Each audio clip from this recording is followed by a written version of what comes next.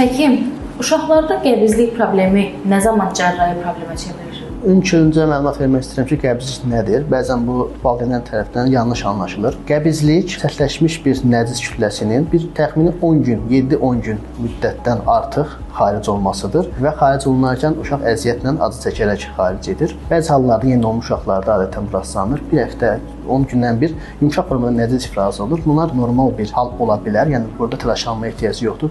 Qidalanma ilə, yəni süd daha çox qidalanan uşaqlarda bu rastlanır. Adətən 6-8 aydan, bəzən 1 yaşdan sonra bu problem aradan qalxır.